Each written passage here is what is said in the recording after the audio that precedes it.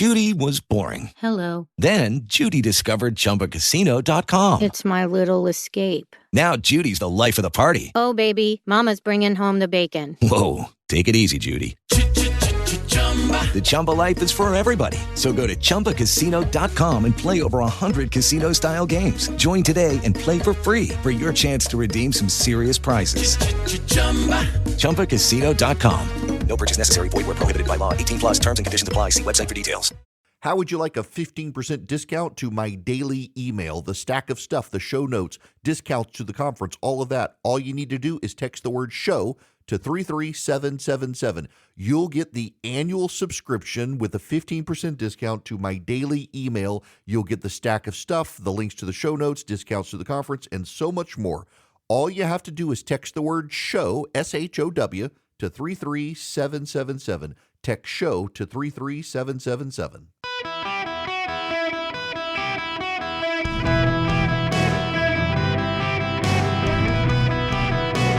Welcome to the Eric Erickson Show podcast, Hour 3. Hello, America. Welcome. It is Eric Erickson here across America. The phone number is 877-973-7425. Should you wish to be on the program, have you all seen the video?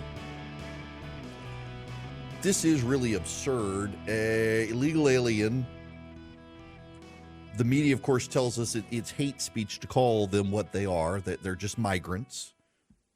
An illegal alien beats up a cop in New York City, is arrested, and let out, and gives middle fingers to the cameras as he walks past.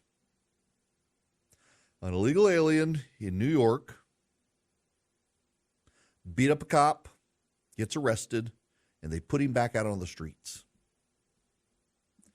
Concurrently, Washington, D.C. has seen 950 carjackings in the last year.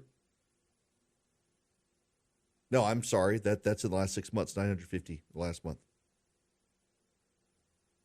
The U.S. attorney in Washington, D.C. said, and I quote, "We can't arrest and prosecute our way out of the problem." Why not? This is why we have to get 2024 right. Because the left is trying to get us to accept the unacceptable. And it's in our daily life. I mentioned yesterday my buddy who sent an email, it was a very well-worded email just on he had to commit fraud. He had to get new glasses, and he needed them immediately, and his prescription was expired, and so he had to Photoshop the prescription expiration date to extend it so that he could go get glasses, and even finding a place that could make his lenses and get them on the same day was a near impossible task, but he found a place. It's the little bits of friction that the government is adding to our lives, a lot of it to enrich other people, but at the same time, it's also there is a governmental breakdown on the left to make us accept the unacceptable, like, for example, the homeless situation in America or the unhoused situation or the house needed situation, whatever you're going to call these people now. If it's special needs, is it housing needed person? I have no idea. But you're just supposed to accept it.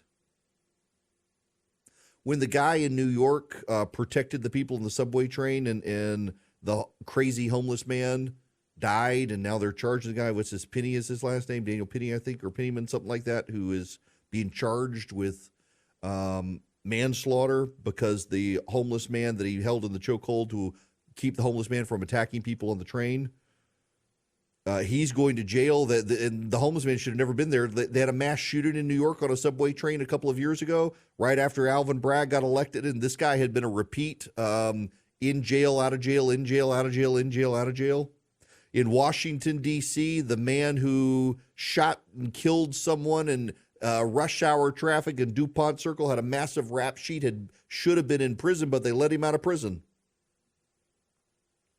And what the left says, and like with the situation of the crazy people in New York, There were legitimate, like, pundits, progressive pundits, activists, and politicians on television and radio saying, well, that's part of life in the city. That's part of life in the city. It doesn't have to be. The left is trying to, they always define deviancy down. So the dudes who were having gay sex in the Judiciary Committee hearing room for the United States Senate, they're not going to be prosecuted. There's going to be no trespassing charges against them. You are about to see people getting it on in the committee rooms of the United States Senate, live streaming on OnlyFans, I'm sure, their sexual encounters in the committee rooms. If you're not going to prosecute this, I thought we had to restore decency after the people walked in on January 6th, but apparently decency means you can have a free-for-all naked in the Senate Judiciary Committee room and have no consequences. The left continues to define deviancy down. And they continue to cause friction in our society, in our daily operations, and they continue to expect you to just settle for less and worse. There was a quote, I think it was Robert Heinlein quote, I mentioned it the other day, that in the wear and tear of machinery, oil is used as a lubricant to keep the machinery from tearing itself apart, from heating up and tearing itself apart. In civil society, forced politeness is the lubricant that keeps society from tearing itself apart. Saying please and thank you, even when you may not have the heart to really be thankful. It is the social construct we have. It is the lubrication for society to keep society friction at bay, to keep people from heating up and tearing each other apart. So you exercise good manners, not because you're a good person or not because you think the other person deserves your good manners, but you exercise good manners to lubricate the situation socially and civically. You say yes, sir, no, sir, yes, ma'am, no, ma'am, no, thank you, please, may I, thank you. You say them because it allows society to function in a way with less friction. And the left is abandoning that. The left wants people to get in your face. They want to yell. In Washington, D.C., traffic is tied up right now because they're having another pro-Hamas protest. And traffic in downtown Washington, D.C. is at a near standstill because of the traffic situation that is only just now being resolved. Major backups around the Lincoln Memorial and the like. Looks like they finally got them cleared out. The protesters cleared out, but they were sitting on the sidewalk or sitting in the middle of the road, blocking traffic. And it's the right's got to have a response to this, and our response has got to be has got to not be, well, we're going to behave just like them.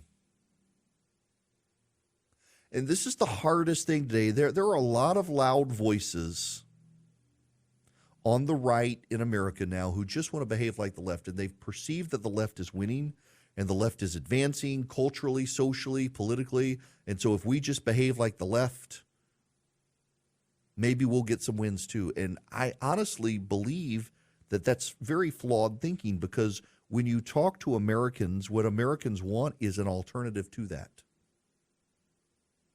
And that alternative is not we're going to behave in the same way but in the opposite direction. That alternative is we want a different vision. We want a better vision. Shutting down traffic is not a better vision. Being a jerk for the sake of being a jerk is not a better vision. So I was talking to a guy who's on the autism spectrum. He has mild autism. He doesn't really pick up social cues necessarily. He can be very blunt. Doesn't find things funny you or I might find funny. But I was talking to him about, so he went to therapy. And it was a behavioral integration therapist, something like that, some name like that. I don't think that's exactly right. But essentially, it was how to integrate himself on the autism spectrum into society. And part of it was picking up social cues and interacting in ways that will make it easier. And one of those things, he said, was manners. Manners. The politeness, the forced politeness, that he doesn't understand why he needs to say thank you. He does not understand why he needs to smile at someone. He does not understand why he needs to say please, but he understands that when he does so, he is more likely to get what he wants without raising the hackles of the other person, without giving them alarm. So he does it because he was taught to do it. And the reality is, it does make life easier for everyone. The very first time I learned to speak French. So growing up, my school, we didn't have Spanish, started French in the 6th grade. But before that, when I was a kid, I was probably in 3rd grade, and we were in Paris. We were stuck at the airport with a layover, and it was awful because, it's France. And I wanted hot chocolate, because that's one great thing they have in France is they got good hot chocolate. And as a kid, to this day, I love hot chocolate. So my mother, who spoke a little French, told me how to go up to the woman and ask in French, voulez-vous chocolat chaud, s'il vous plaît? Or je voulez-vous chocolat chaud, s'il vous plaît? Something like that. Or je vous. Anyway, I asked the woman in French, could I have hot chocolate, please? Chocolat chaud, s'il vous plaît. S'il vous plaît is please in French. And ironically, my sister went up and asked for hot chocolate in English and got no response. I went up and asked in French, and the woman spoke to me in English. Because making an effort, saying please in French. The woman knew I couldn't speak a word of French. It was very clear just from my pronunciation. But she knew I made the effort. On the left these days, in particular, they don't want to make the effort. They want to browbeat, bully, cajole people. They want to heckle people and yell at people, and they think that that's going to get them their way. And to a degree, it has worked, and it has worked to a large degree because people on the right have not actually engaged in an opposite kind way. That's not to say there aren't times to heckle and cajole. Look at the Bud Light situation. People just stopped buying it. I finally had enough. Like I was so Harry's Razors has advertised on my program in the past, and then they stopped because of progressive complaints. And then the company started using trans men and shaving. And I'm like, you know what? I'm done. I don't want to give my money to this company. There are times to just stand up and say, look, I'm not going to do business with a hyper woke progressive company. I'm not calling for a global boycott. I'm not doing anything like that. It's just not for me. But there are also times where you can say please and thank you. Like, for example, on talk radio, this is a great example.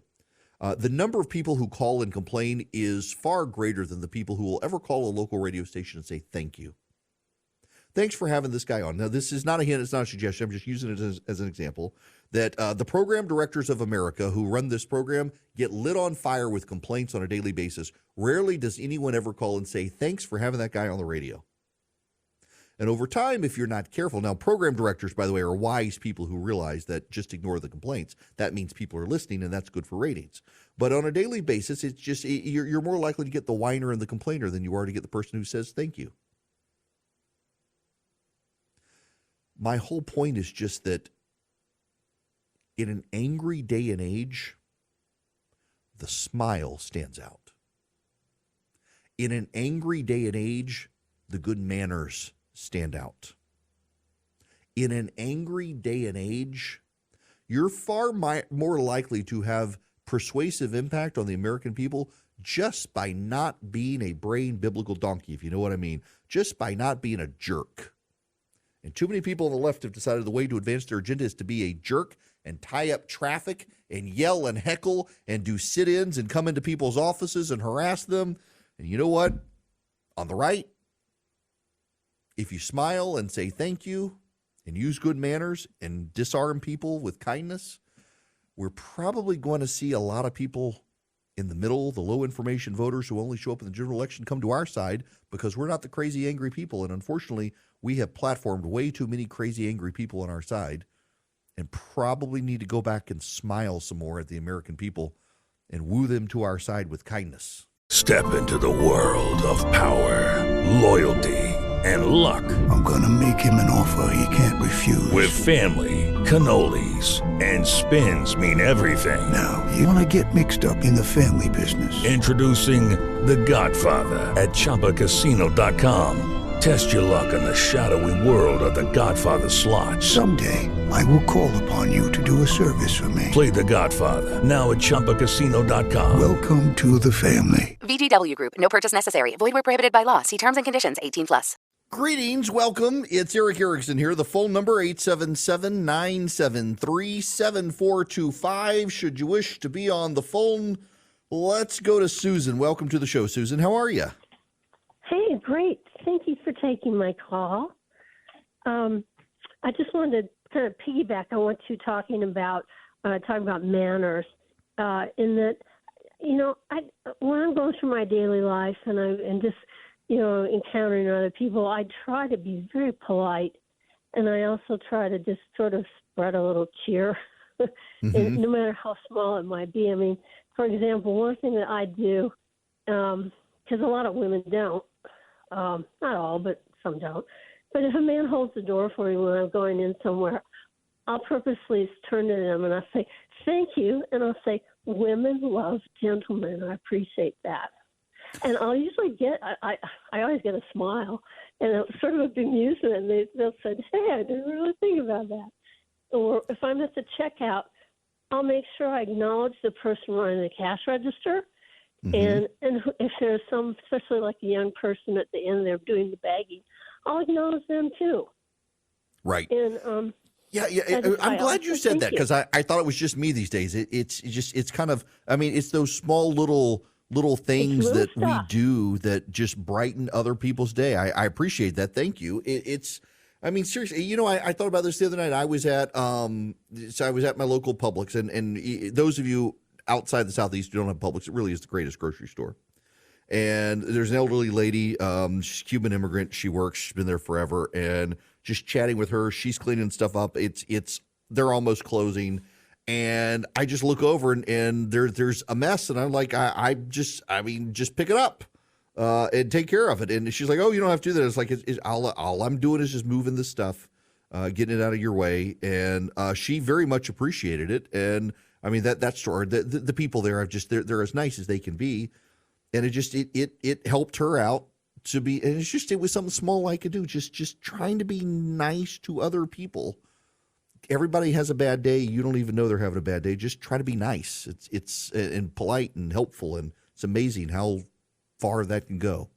It's the values of Hillsdale College, frankly, that Larry Arnn in Hillsdale is a tremendous institution, and one of the things that he does is he kind of takes this Message to Garcia approach. I mentioned this before, the book Message to Garcia, of the president wanted to get a letter to a leader during the Cuban-American War or Spanish-American War. He was in Cuba, gave the message to the guy, and the guy didn't ask who Garcia was, where he was. He figured it out, and he did it.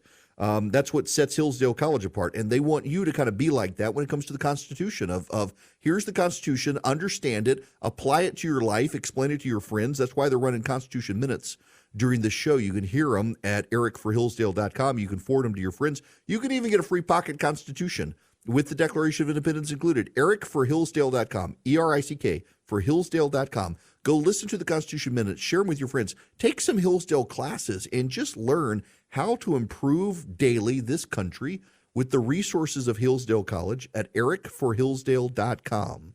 With Lucky Land Slots, you can get lucky just about anywhere. Dearly beloved, we are gathered here today to... Has anyone seen the bride and groom? Sorry, we're here. We were getting lucky in the limo and we lost track of time. No, Lucky Land Casino, with cash prizes that add up quicker than a guest registry. In that case, I pronounce you lucky. Play for free at LuckyLandSlots.com. Daily bonuses are waiting. No purchase necessary. Void where prohibited by law. 18+. Terms and conditions apply. See website for details. Hello there. Welcome. It is Eric Erickson here. The phone number 877-973-7425. Before we go to anything else, I want to take Todd's phone call here. Todd, welcome to the show. How are you? I'm doing great, Eric. Thank you for having me on your show today. Sure. So I'm ex-military, but I'm a service tech in heating and air. Been doing it coming February 14th, 28 years. Wow. Yeah. Wasn't dumb enough to get out of it 28 years ago. Anyways, I don't really believe in pronouns. Now, I'm ex-military, so I had pronouns. My pronoun was sergeant. But when it comes to now popular days, I go into folks' homes and they kind of get uptight. You know, my pronoun is this, and I look at them, I go, you know what, I appreciate that, and I'm going to forget it. So here's what I've come, and if it's okay with you, can I address you as friend instead, because I know we're going to have another argument about this. 95% of the time, they smile and giggle and say, you know what, that's awesome, please do that. And it's a way to get around it, so I don't have to use their pronoun and noun, and I don't forget, and they don't get upset with me. Okay, so now, Todd, I got to ask you, how many people do you encounter who want you to use their preferred pronouns? Well, I'm in the upstate of South Carolina. I live in Fountain Inn, and I serve Greenville in the upstate area. No trouble. Not a thick territory, but you do run across a few. You know, you run across them here and there. I would say, on the whole, probably about maybe 3 to 5%, maybe. I mean, that's kind of being a little bit generous. Nothing. I mean, it's not like, you know. And I'm assuming they're all on the younger end. They're all younger, and they're mostly college age, man. All right, Todd, I got to leave you there because your phone is breaking up on me, but I appreciate it. Yeah, it's younger people who want to do that, and calling them friend, not a bad idea. You know, that's the other thing. So I will confess to you that I have the worst time remembering people's names. I cannot remember people's names. And I know it's like one of the very first things, and I'm always so alert because someone's going to introduce themselves, my name is, and I try to pay attention, and I get it, and then I forget it. I am horrible with it. And so, yes, trying to find other ways to call people something other than their name or their pronoun, yes. All right, I got to move on because we got to talk about this. You are probably by now aware the Quinnipiac poll has come out. It is Biden up 6.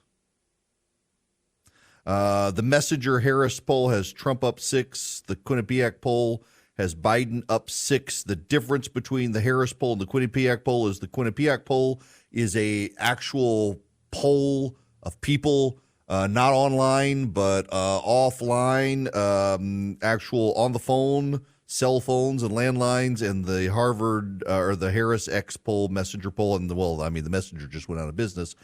It is a online poll. Online polling, y'all. I despise online polls. But also, the Quinnipiac poll, it's a pretty prestigious pollster, but I wouldn't get worked up about it. And I see a lot of non-Trump supporters on the right saying, aha, we told you it's a trap. It's a trap. The trap is sprung. Trump's the nominee. Look at the polling shift. Y'all, one, it's too soon to tell. And two, the Quinnipiac poll has a historic bias to the Democrats anyway. This is why you've got to go with the polling average. I'm going to say it again. Go with the polling average, the individual polls. I realize you guys are screaming, oh, the polls don't matter. The polls don't matter. The polls are wrong. The polls are wrong. Some polls are bad. Some polls are good. For example, the New York Times Siena poll was the best pollster in 2022 and called the race almost exactly right. The Morning Consult pollsters were actually not good. In fact, Morning Consult, in the list of pollsters in America, they're ranked 115th. There are some good pollsters. There are some bad pollsters. The polling average helps weed them out. In 2022, the reason the polling average got out of whack was because the Republican pollsters, Trafalgar in particular, produced a lot of garbage polls, and it messed up the polling average. And there's a lot of speculation that some of the Republican pollsters did that to mess up the polling average, and probably Democratic pollsters do too. But when taken together, the Republican and Democratic pollsters cancel each other out. Rely on the polling average, and guess what? Donald Trump's still in the lead in the polling average. Forget the Quinnipiac poll. Donald Trump's still in the lead. And then there's Frank Lutz, not exactly a Trump guy. Listen to Frank Lutz. He was on CNBC. The thing that I can't understand or tell from that focus group, and maybe you can describe it, is those folks who are disenchanted with the president or disillusioned or don't have the enthusiasm that they might have had for him before. When the question gets asked, are you voting for Trump? You're saying they're not. Are they effectively saying, okay, then I'm going to go, I'm not going to vote at all? Is that, and what happens there? So these people, when you ask them that specific Trump question, 11 of them return to Joe Biden. So the point that you raised is a good one. If it's Donald Trump as the opponent, which it will be, then many of those people return. But if you give them a third party, a third option, or even throw in Bobby Kennedy, they go to anywhere but Joe Biden. And this is key. In that polling that you've been running, African Americans under age 40, male African Americans, are moving further and further towards Donald Trump, not the Republican Party, but towards Trump. The Latino vote, the most critical vote in America, roughly 20% of the population. For the first time, polling now has them supporting Donald Trump. Make no mistake, young voters at this point have left the current president because they don't think he has the energy. So this helps explain why they're moving away. We went through this in 2016. We watched Hillary Clinton zoom in the polls early on and then collapse at the end. So this is no guarantee of what happens in October and November. But Andrew, make no mistake, Joe Biden is the weakest incumbent in America since Jimmy Carter in 1980. And don't forget, on the Thursday before the election, Carter was dead even with Ronald Reagan. After their one debate, Reagan beat Jimmy Carter by 9 points. This is a look into the future. Y'all, Joe Biden sucks as president. He is not popular. He is not popular at all. Democrats who are so confident, they should not be that confident. As Frank Lutz said, there's a lot of data out there that young black men are moving to Donald Trump. They like him. They're moving to him. They don't like Joe Biden. They like Donald Trump. The left can't process this. They can't comprehend this. They don't like it. They should probably start trying to come to terms with it because it's the reality. Do not let the Quinnipiac poll get in your head. I suspect, personally, that the polling will over time shift in Joe Biden's direction, but it will be close, and it will be national, not swing state polling. The reason I believe the polling will nationally shift to Joe Biden is a couple of reasons. One, he has more money than Trump, and he can begin to define Trump before Trump can define himself. He has more money to boost his own popularity in advertising, well-orchestrated advertising.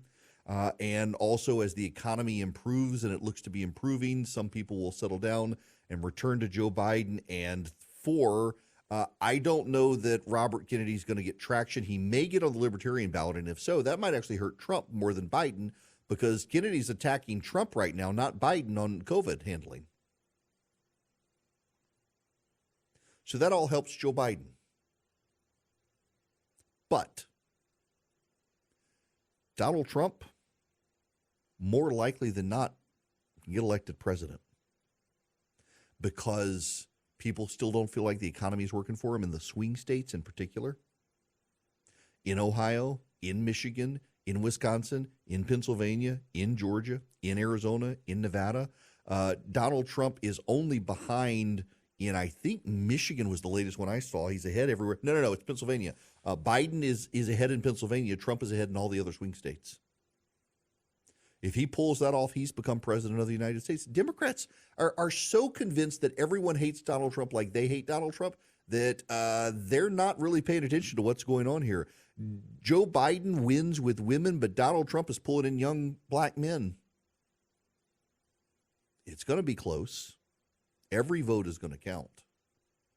But you're dealing with a historically unpopular president in an economy that macroeconomically is doing well and microeconomically is not.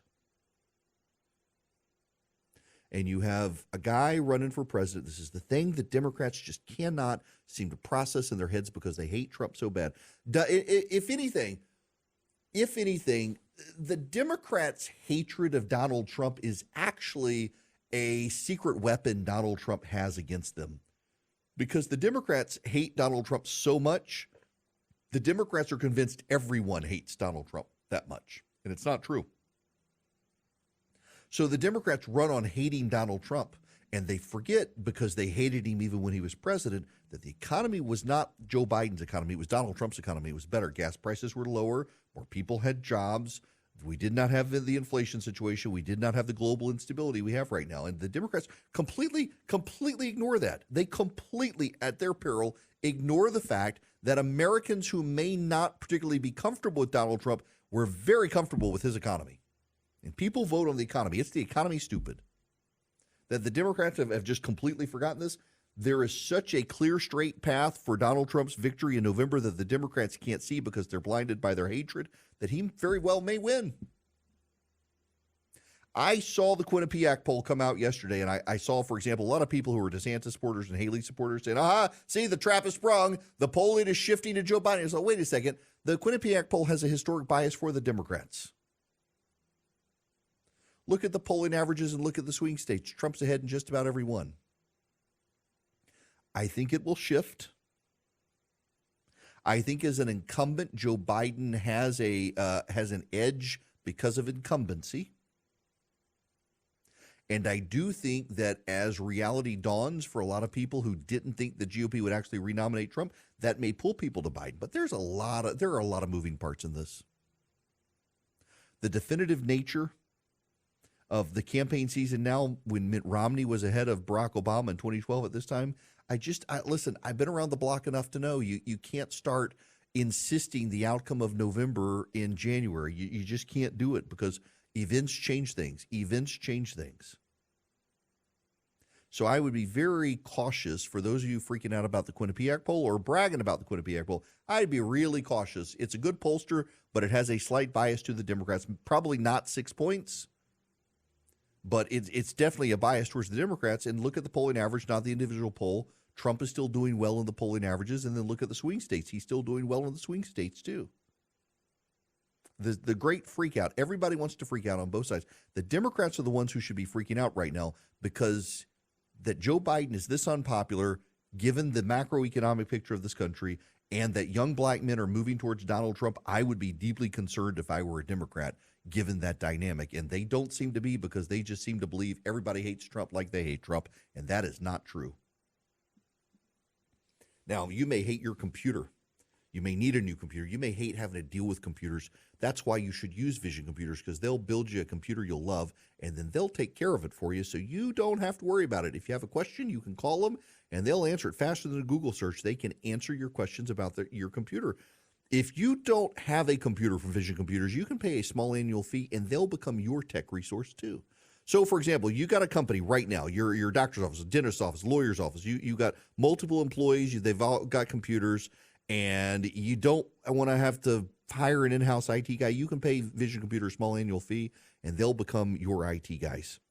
If you're buying a computer, don't go to the one-size-fits-all big box store and buy it. Go to Vision Computers, and they can build you a computer, one that you need and one that you want, one that you will use, one that you can upgrade, and they'll become your service department. For your home or your office, you got a kid headed off to college, getting a computer from Vision will give you and your kid peace of mind, because Vision will be their one-stop shop if there's ever a problem or ever a question. It's visioncomputers.com or 404-COMPUTE. If you call them at 404-COMPUTE and you tell them I sent you, they're going to give you a better deal. You're not going to find it on the website. You can go check them out at visioncomputers.com, but call them at 404-COMPUTE. Tell them Eric sent you. They'll give you a great deal. Y'all, you can develop a tech relationship with Vision Computers that's going to last you years. They have been around a very long time. They're going to be around a very long time. They will take care of your computer needs. Okay, round two. Name something that's not boring. A laundry? Ooh, a book club. Computer solitaire, huh? Ah, oh, sorry, we were looking for Chumba Casino. That's right, ChumbaCasino.com has over 100 casino-style games. Join today and play for free for your chance to redeem some serious prizes. ChumbaCasino.com. No purchase necessary. Void where prohibited by law. 18+. Terms and conditions apply. See website for details. Welcome back. It is Eric Erickson here. Let's go to Ryan. I think you're going to be the last caller of the day here. Welcome to the show. How are you? Hey, Ryan. Eric. Good afternoon, sir. I just want to say a couple things. First of all, I'm so proud of your show. You do such a great job. I'm so glad that your show is getting the recognition that it deserves. Thank you. I'm so happy for you and your family. But I just wanted to say something about Joe Biden going to meet with those families tomorrow. It's a disgrace. This whole thing is a political stunt. What happened to those two U.S. SEALs, Navy SEALs, that went overboard last week? Did he meet with their families? Did their families get a call from him? If he had any respect for these families, he would let them grieve in peace, and he would stay far away from them. That's all I had to say. I appreciate you taking my call. Thank you very much. Thank you, Ryan. I appreciate it. Listen, what about the SEALs? They might not be from swing states. When you take it, for those of you saying Ryan's off the mark here, that the president should, just think about this. He never showed up in East Palestine, Ohio, until it was an election year swing state issue, and they sent him a formal invitation after asking him to come for a year. The SEALs who died, did you even hear about it? Media cover it? Barely. They were boarding a vessel in the Red Sea. They fell overboard. Their bodies lost. We haven't found them.